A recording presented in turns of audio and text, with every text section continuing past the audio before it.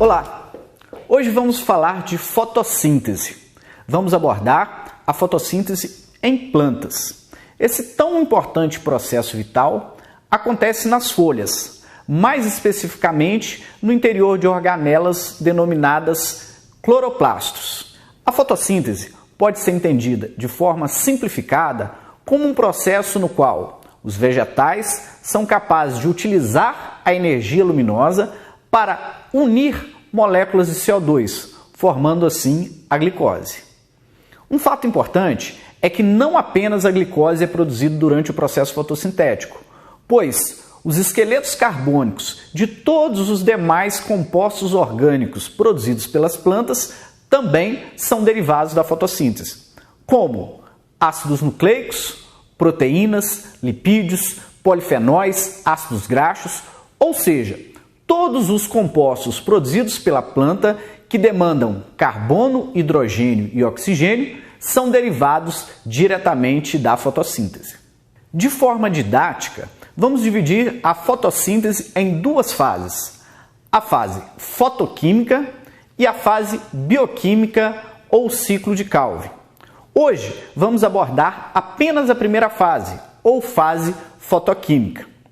A fase fotoquímica ocorre no interior dos tilacoides, mais especificamente na membrana do tilacoide. O objetivo dessa fase é produzir intermediários ricos em energia, ATP e NADPH. A importância da produção desses dois compostos é que eles serão utilizados na fase seguinte, no ciclo de Calvin, na fixação das moléculas de CO2. E o que vem a ser ATP? ATP é a fonte de energia prontamente utilizável pela célula. O ATP é adenosina trifosfato, um nucleotídeo de adenina ligado com 3 radicais fosfatos.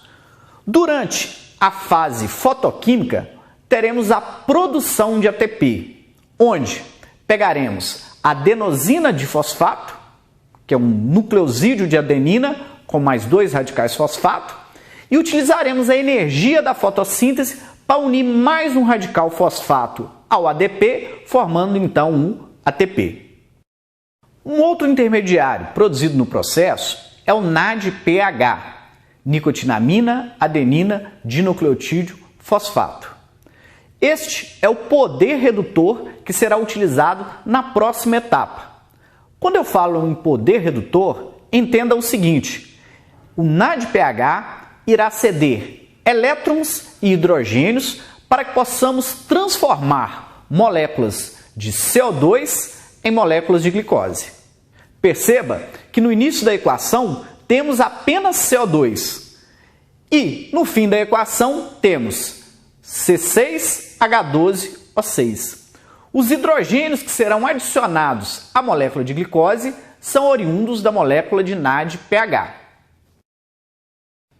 Agora, vamos entender o processo no qual o NADPH e o ATP são produzidos. Para isso, precisamos conhecer cada um dos complexos proteicos localizados na membrana dos tilacoides. O primeiro deles, o fotossistema 2. Na sequência, o citocromo B6F e o fotossistema 1. As proteínas transportadoras: a plastoquinona, que faz o transporte de elétrons do fotossistema 2 até o citocromo B6F, e a plastocianina, que faz o transporte de elétrons do citocromo B6F até o fotossistema 1. Agora, vamos entender como se dá o transporte de elétrons através dos complexos proteicos presentes na membrana do tilacoide. Essa transferência é baseada na diferença de potencial de oxirredução, onde teremos a transferência de elétrons de um para outro complexo proteico. Primeiramente, precisamos entender que nos fotossistemas é onde encontramos as moléculas de clorofila e carotenoides. Essas moléculas são responsáveis pela captação da energia luminosa e transferência da energia para os centros de reação. Nos centros de reação, ocorre a liberação de elétrons. E esses elétrons, no fotossistema 2, serão capturados por uma proteína denominada plastoquinona. Para repor os elétrons que foram perdidos pelo fotossistema 2, ocorrerá a fotólise da água, onde a água será quebrada, liberando 2H+, mais meio O2, e assim teremos a reposição dos elétrons perdidos pelo fotossistema 2. Os elétrons então seguem do fotossistema 2 até o citocromo B6F. Neste momento, ocorrerá o bombeamento de H+ do espaço externo para o interior do tilacoide.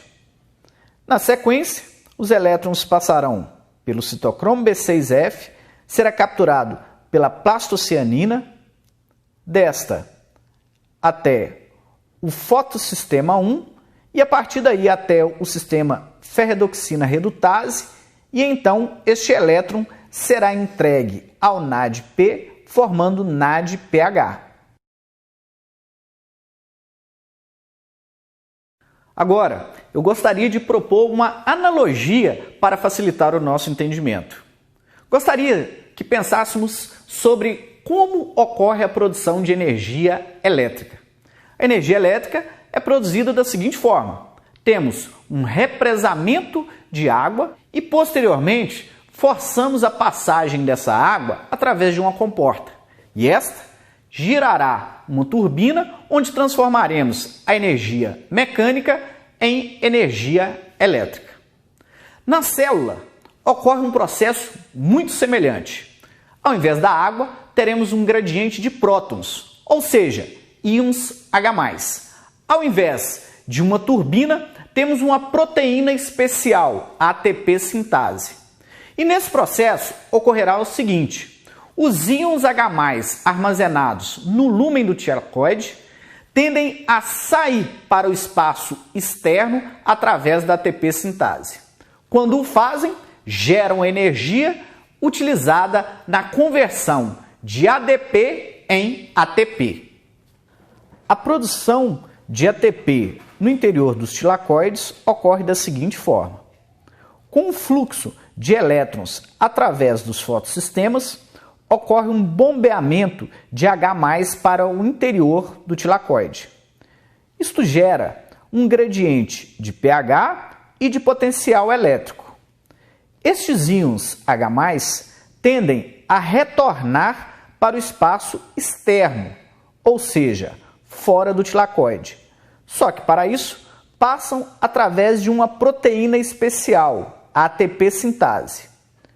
Quando o H+ passa através da ATP sintase, provoca um giro em sua estrutura, o que gera uma energia. Esta energia é utilizada para juntar ADP mais P e formar ATP.